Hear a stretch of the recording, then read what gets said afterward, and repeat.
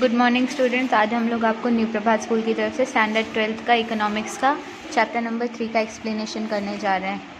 Money and inflation. First section है introduction.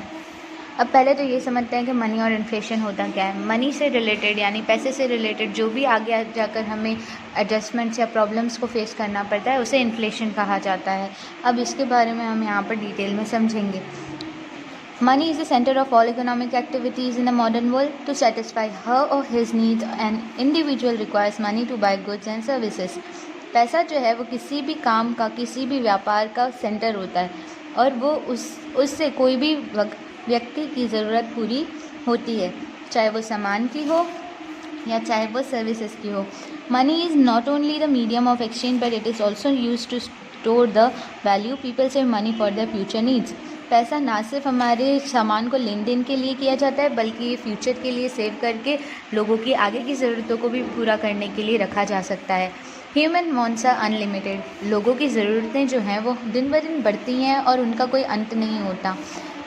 And a person can not satisfy all wants by one's own produce.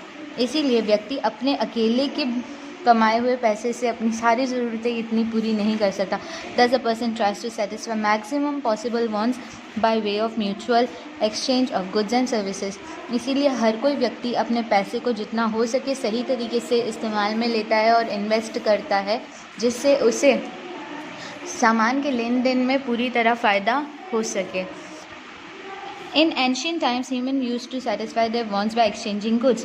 पहले के ज़माने में इंसान जो थे वो सामान के बदले सामान देके अपनी ज़रूरतों को पूरा करते थे। एंड सर्विसेज अमंग देमसेल्व्स, या तो फिर मजदूरी करके या अपनी सर्विस देके करते थे। Such a system of exchange for satisfying wants was called a barter system. इस तरह की चीज़ को बार्टर सिस्टम कहा जाता था, जिसमें सामान के बदले सामान दिया जाता था।